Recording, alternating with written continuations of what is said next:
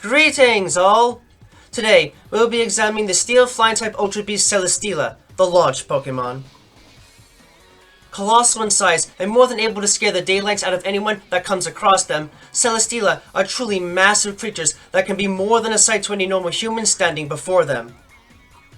Celesteela have two main parts to them, their main body and arms, with their main body consisting of a root base with multiple dark green tubes that can extend roots when on soil, and a large teardrop-shaped body with multiple layers of metallic bark-like armor in a number of colors, from light yellowish green to green, silver green with lime green stripes, and even a checker-like white and green motif plate. Their bodies tapering to a very long, thin, double-knotted white neck and face, with their mouth being the only part of the face that is visible, as the rest is covered by a silver-green, flowing upper carapace of sorts that goes down to the hip area like hair. Two dark green photoreceptors serving as the eyes, with a pair of crossed silver spokes like hair ties, and a ribbed silver cone at the very top.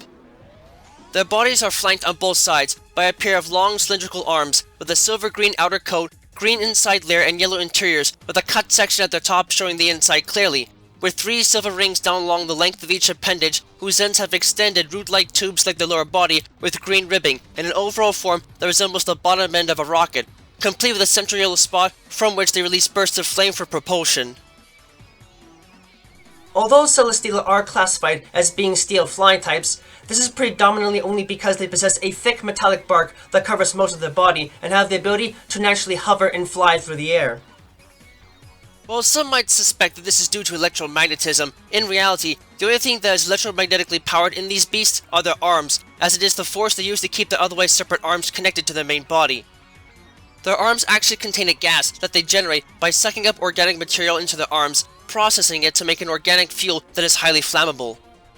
Using an organic striking mechanism on the inside of the arms, these creatures can then create a spark at will that ignites the gas and propels the arms into the air while radiating an immense amount of energy, the body following suit immediately afterwards due to the aforementioned connection held between the two main body parts. This thrust can allow them to hover in the air and fly great distances, and is even believed that Celesteela can produce enough thrust to escape the pull of the planet's gravity and blast off into space if they wish to. However, despite the fact that their bodies and mobility seem to be dominating their type assignment, in all truth these creatures are actually closer in anatomy to plants than anything else, specifically bamboo. These creatures normally remain rooted in place, with the lower half of their bodies and arms buried beneath the ground, pushing the ground they are buried within upwards as they grow and expand in size. They will only uproot themselves with a blast from their arms when they have fully matured, severing the roots attached to their arms and main body and leaving a blast crater in the wake of their forceful uprooting. Celesteela photosynthesize to produce much of their energy and are able to detect when and where there is strong sunlight as a result of the two small photosensitive patches of tissue above the central nervous system's primary control nodule, which resembles a head to some. In accordance with this lifestyle and their organic form, these creatures are able to learn a number of grass-type attacks that would be seemingly impossible for them to utilize otherwise, including the Giga Drain and Seed Bomb attacks, and additionally are able to avoid serious rusting by absorbing liquid water that touches their outer bodies through microscopic holes in their armor before they can readily react with the metal. Much like a plant would, these creatures then fly over and slowly hover down to the ground in order to blast apart nearby vegetation. This is likely done so they can be exposed to as much light as possible and not get stuck under a canopy where sunlight is limited, but considering the size of the creatures and their ability to burn down entire forests in this maneuver, it feels like a bit of overkill and not an adaptation completely suited for Earth biomes. Regardless, once Celesteela find a place that is good for photosynthesizing, they will force the lower limbs of their main body into the ground and begin to draw nutrients from it. Because of their large size, this unfortunately means that these beasts tend to drain the soil they plant themselves in completely dry of nutrients within the span of a day or so, and thus leave the lands that they feed in completely barren after they have had their fill. This can make them an extreme threat to local ecosystems that rely on rich soil in order to survive. But considering how well armored the creatures are and their impressive array of different attacks, the chances of deterring them from doing this to the environment is relatively nil. This is made even more so by the fact that exposure to the effects of the Beast Boost after initially entering this world results in the fresh exposure to Ultra Wormhole energy, greatly raising their defense stat, about twice as much as normal. In accordance with their seemingly plant-like anatomy, Celesteela possess a limited degree of intelligence and are not the best of thinkers, but they are still far smarter than the average Earth plant and plant-based Pokemon, though just as common as they are within their own homeworld. The primary control node for the central nervous system has the ability to move its slit on its front up and down in order to signify changes in its general assessment of environmental conditions, though whether this is developed for communication or some other purpose is unknown. They are able to sense extreme changes in temperature and will tend to avoid areas that are extremely cold, as it slows down their metabolism and makes it harder for them to cope with the otherwise alien environment of Earth, though they do perfectly fine in extremely hot environments, as the metallic bark that covers their soft innards acts as a potent heat shield and can reflect latent heat rather easily, even if it is not enough to stop them from taking critical damage from fire-type attacks.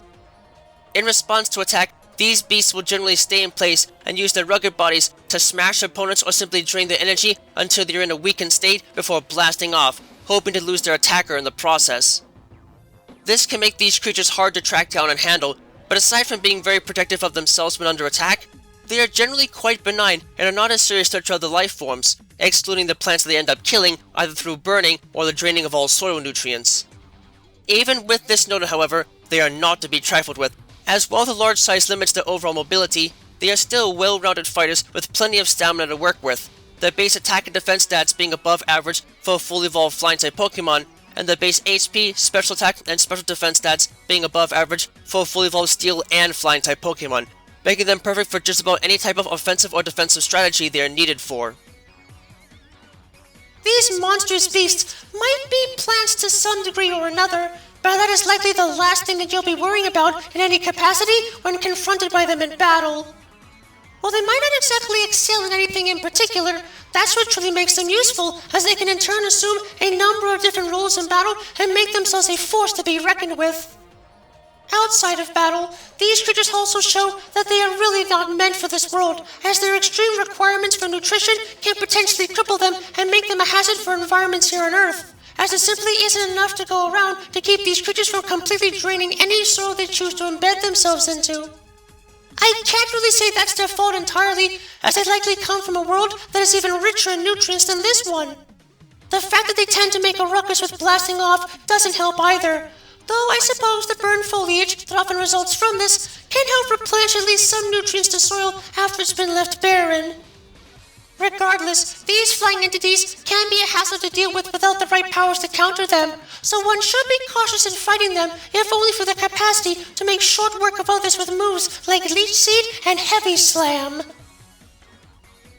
Though they may not exactly always mean to harm others, Celesteela are enormous creatures whose sheer size often puts them at odds with other life forms.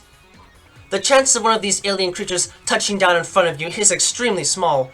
but their impressive offensive and defensive capabilities nonetheless make them worth preparing for, if only to make it out of an encounter with them in one piece. Just do yourself a favor and make sure that you bring some oxygen and protection if you choose to take one for a ride. They might not mind a few extra passengers, but you might find yourself in a bit of a dire pickle if they truly decide to shoot for the stars and leave the ground and the planet itself for a trip far beyond where humans may have been ever meant to go.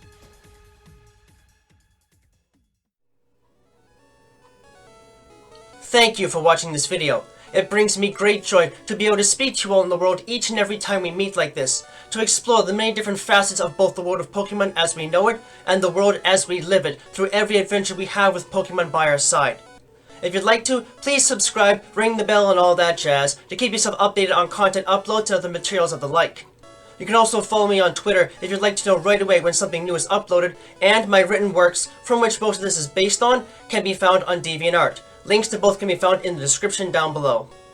Remember that the world of Pokemon is a place full of wonder and mystery, and you never know what to expect. So, stay vigilant, keep watch, and always be prepared for the unexpected. Until next time, trainers and friends of all sorts, have a wonderful time.